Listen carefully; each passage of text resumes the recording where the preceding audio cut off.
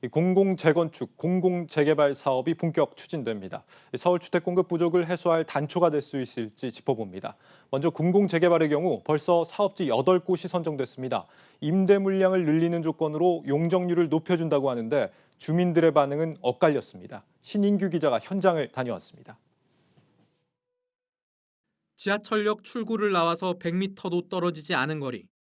두 사람이 어깨를 나란히 하기 힘든 좁은 골목길이 나옵니다.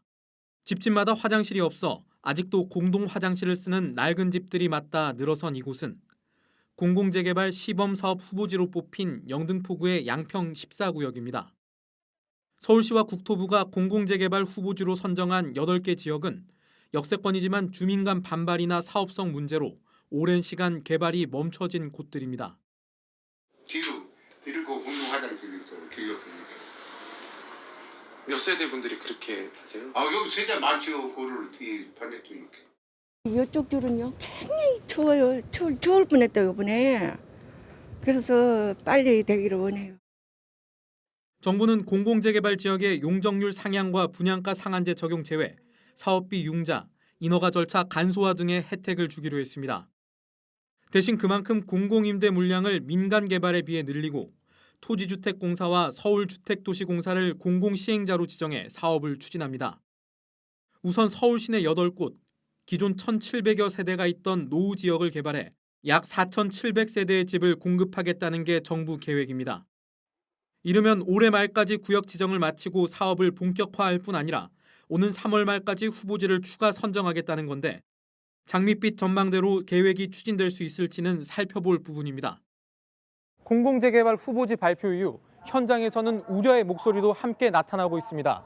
특히 예상 세대 수가 많게 나타난 지역일수록 이 같은 목소리는 더 거셉니다. 후보지 가운데 예상 공급 세대 수가 가장 많은 곳은 흑석 2구역입니다. 8개 후보지 가운데 유일하게 1,000세대 이상 공급이 가능할 것으로 정부는 추산했는데 발표 이후 찾아간 조합추진위원회 분위기는 냉랭했습니다. 계산대로라면 기존 270세대와 비교해 공공임대 물량이 크게 늘어나게 되는데 정부가 상향한 기존 용적률에 비해 늘어나는 세대 수가 예상보다 많아지면서 내부에서 용적률 혜택을 더 받지 않고서는 실익이 없다, 사업을 접을 수도 있다는 반발이 나오기 시작한 겁니다. 70세대에다가 1310세대하고 이 개입차는 그렇죠. 굉장히 크다는 것이죠. 이제 이게 이 임대주택 비율 같은 것이 나눠주는 숫자가 어떻게 돼서 이렇게 그래서 이런 세부적인 사항들은 공공과 협의를 앞으로 해나가야 되지 않겠는가. 지역별 공급 세대 수는 서울시가 도시계획위원회 심의를 거쳐야 확정되는데 이 과정에서 진통이 예상되는 대목입니다. 정부가 밝힌 4,700호라는 초기 공급 숫자를 달성하려다 그동안 개발 저해 요인이었던 주민 반발이 또다시 되풀이될 수 있고 반대로 협의 끝에 초기 공급 목표를 다 채우지 못할 가능성도 남아있는 겁니다. 또 하나의 변수는 공공재개발 지역 내 상가 소유주를 중심으로 한 재개발 반대론입니다. 재개발이 되면 그동안 투자했던 권리금이나 인테리어 등을 보상받을 길이 없기 때문에 상가 비중이 높은 공공재개발 후보지에서는 실제 추진 과정에서 거센 반발이 일어날 가능성도 높아 보입니다. 당연히 반대하죠. 왜? 내 걸 내가 여기서 투자해서 몇 년 내서 벌어서 먹어야 되는데 쫓겨나는 격이잖아요. 예, 이쪽으로 많이 상가를 전부 다 먹고 살려고 다 저기 조그만 가게가 많잖아요. 대통령이 밝힌 시장의 예상을 훨씬 뛰어넘는 공급의 시작점이 될 공공재개발. 현장에서 예견되는 문제점들을 어떻게 해결하느냐가 성패를 가를 전망입니다. 한국경제TV 신인규입니다. 네, 공공재개발과 공공재건축, 이 수도권 주택공급 부족 문제를 해결할 묘수가 될 수 있을지 좀 더 자세히 알아봅니다. 부동산부 조현 기자 나와 있습니다. 네, 조 기자, 이 공공재개발 사업지 8곳이 지금 확정이 됐는데 공급난 해소에 도움이 될까요? 직접 가보니까 장점은 확실했습니다. 모두 초역세권이었는데요. 예. 이 8곳이 모두 여기랑 맞닿아 있던지 매우 가깝고 상권도 발달된 곳이어서 위치적으로 실수요자들이 좋아할 만한 곳입니다. 예. 또 앞서 보신 것처럼 주변에 비해서 노후도가 굉장히 높거든요. 그러니 개발 효과도 역시 클 것으로 보입니다. 하지만 투자는 주의하셔야겠습니다. 발표와 동시에 토지거래 허가구역으로 지정이 됐고 공공재개발의 경우 입주권을 받을 수 있는 거래 시점이 아직 확정되지 않았기 때문에 섣부른 투자는 위험합니다. 공공재개발과 재건축의 공급 부족을 해소할 수 있을지는 몇 가지 좀 더 살펴봐야 할 것 같습니다. 네, 한번 살펴보겠습니다. 실수요자들이 좋아할 만한 초역세권 지역이라고 한다면 굳이 공공에서 지원을 하지 않더라도 재개발이 충분히 될 수 있었을 텐데 왜 지금까지 안 했던 겁니까? 맞습니다. 이번에 발표된 곳이 모두 정비구역으로 지정이 되어 있었고 기존의 재개발이 진행되던 곳입니다. 네. 그런데 대부분 10년에서 20년 가까이 사업에 진척이 없었는데요. 두 가지 이유가 있습니다. 먼저 용적률 규제와 기부 체납 부분이 과도했다라고 주민들은 이야기하고 있는데요. 이번 공공재개발의 경우 종상향 그리고 용적률 같은 경우에도 법정 상한의 120%, 기부 체납 비율 완화 등으로 사업성을 개선시키려는 정부가 노력을 많이 했습니다. 예. 하지만 여전히 현장과는 좀 괴리감이 있어 보입니다. 인터뷰 들어보시겠습니다. 네. 용적률 건폐율을 좀 높여줘야 한다는 얘기죠. 여기는 기본에도 원래 용적률이 1000%예요. 그 공공재개발 아니라도 1000%를 받는데 공공재개발에서 그게 줄인다면 그건 이해가 안 되고 아마 제가 볼 때는 잘못됐을 것 같아요. 네, 또 다른 이유 하나는 사실상 가장 핵심적인 부분인데요. 땅 주인끼리 합의가 쉽지 않다는 점입니다. 이 지역들은 역세권인 만큼 상가가 많은데요. 정비 사업이 지지부진하면서 신축 빌딩, 또 빌라들이 세워졌고 상가 소유주, 다주택자, 투자자 등 이해관계도 복잡해졌습니다. 다들 각자의 이권에 따라 움직이다 보면 사업 지연은 물론이고 사업 철회까지 이어질 수 있는 가능성은 얼마든지 있다는 겁니다. 이 부분도 인터뷰 들어보시죠. 네. 바로 이 건물주가 이 임대료만 해도 한 1,000 얼마가 들어올 건데 그리고 또 이제 이거 허물고 하면 자기가 또 나가 살아야 되고 상가하고 주택을 준다고 해도 절대 안 되지. 그 사람들이 10주택을 각기 명의로 8개인가를 본인이 갖고 있고 이제 은행에 의한 지주들 그 지주들은 내가 보면 반대할 확률이 거의 99%가 될 것 같아요. 네, 실제로 벌써 공공재개발 신청을 철회하는 지역도 나오고 있는데요. 이들에게 적정 이익을 보장해주면서 동시에 공공성도 확보해야 하기 때문에 적잖은 진통이 예상됩니다. 네.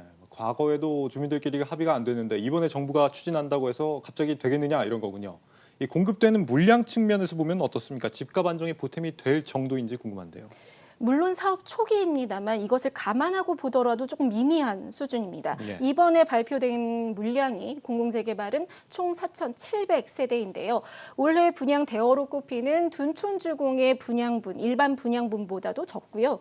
그리고 정부가 당초 목표한 4만 가구의 10분의 1 수준입니다. 이를 달성하려면 3월에 추가 발표에서 대규모 물량을 낼 수 있는 구역들이 나와줘야 할 것으로 보입니다. 네. 더 우려스러운 것은 공공재건축입니다. 5년간 5만 가구를 공급하겠다고 했는데 이번 사전 컨설팅을 신청한 단지만 다 합쳐도 3천여 세대에 불과합니다.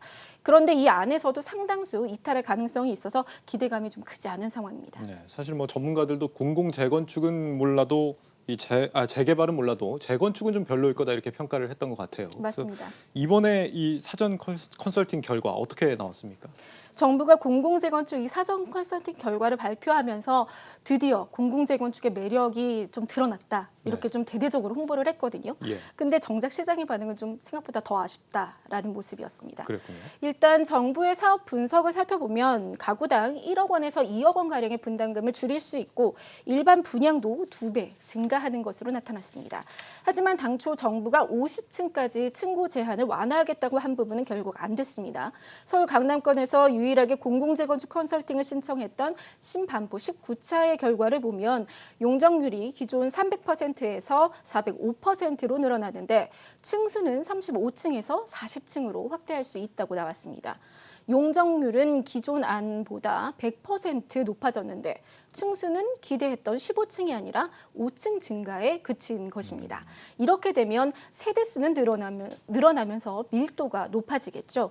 그리고 또 다른 예로 광진구 중국 아파트 결과를 보면 오히려 현재보다 재건축 후에 더 좁은 면적에 살아야 합니다. 수억 원의 분담금을 내고서 새로운 집인데 더 좁은 집에 살고 싶어하는 사람은 없을 것입니다. 네. 그리고 무엇보다 공공이란 이미지가 고착화되는데 조합원들이 우려가 큰 상황인데요. 인터뷰를 들어보겠습니다.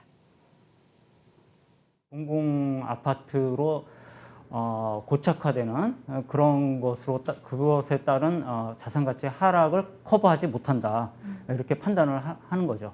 공공의 그 LH 공사라든지 그런 곳에서 주도로 한다기보다는 저희 민간 주도로 할 수 있게 해주고 그런 삼면 발코니를 허용을 해준다든지 아니면 동간에 브릿지를 설치하는 것들을 위화감을 조성한다는 그런 명목으로 지금은 금지를 하고 있습니다. 허용을 안 해주고 있습니다. 그래서 그런 것들도 허용을 해줘서 보다 좀 현대적이고 살기 좋은 아파트에서 살 수 있게. 네. 이래서는 뭐 반쪽짜리 정책이 될 수밖에 없을 것 같은데 공공재건축이 잘 되려면 어떤 점들이 보완이 돼야 될까요? 재건축 사업 특성에 맞는 인센티브를 주어야 한다고 전문가들은 말하고 있습니다. 네. 용적률 완화나 가구수 증가 같은 면은 공공재건축 인센티브가 애초에 재건축 단지들에게는 그다지 당근책이 되지 않습니다. 네. 좀 더 쾌적한 새 집을 얻고 싶은 것인데 세대수만 늘어나니까 원치 않는 것이죠. 용적률 상향만큼이나 충수 제한이라든지 설계, 디자인 부분에서 그들의 니즈를 좀 채울 수 있게 하고 공익성도 취할 수 있는 방향으로 타협점을 찾는 것이 필요합니다. 현재로서는 그동안 민간 재개발이 이루어지지 못했던 소규모 나홀로 아파트들의 공공 재건축에 그칠 가능성이 높습니다. 5만 가구 공급은 물론 어렵겠죠. 네, 지금까지 나온 얘기들로만 보면 뭐 공공정비 사업이라는 게 집값 잡는 데는 뭐 전혀 효과가 없는 것처럼 보입니다. 이미 뭐 지금 수도권 집값이 9년 만에 최고치죠? 그렇습니다. 연초에도 집값 상승세는 여전한데요. 여기에다가 봄 이사철이 다가오고 있습니다. 예. 그래서 집값 불안이 계속 가중될 수 있다는 우려가 나오고 있는데요. 한국부동산원이 발표한 1월 셋째 주 수도권 아파트 매매 가격 상승률은 0.31%로 8년 8개월 만에 최고치를 기록했고 서울도 지난 7월 부동산 대책 직후만큼 올랐습니다. 여기에다가 연립, 다세대 주택 등 빌라 가격이 지난해 하반기부터 상승을 시작해서 공공재개발 정책 가시화에 더 상승폭을 키우고 있는데요. 12월 말 기준으로 서울 연립주택의 평균 매매 가격 지수를 보면 지난 2년간의 상승률을 임대차법 시행 이후 5개월 만에 뛰었습니다. 거래량도 아파트의 2배가 될 정도입니다. 흑석 2구역 같은 경우는 매물 프리미엄만 10억 원 이상 형성이 되었고 추가 후보지가 유력해 보이는 곳들을 중심으로 가격이 급등하고 있습니다. 공공재개발 후보지는 일단 토지거래 허가구역으로 지정이 되고 또 근거가 될 법안도 아직 국회에 계류 중이기 때문에 투자는 주의해야 한다는 점 거듭 강조드립니다.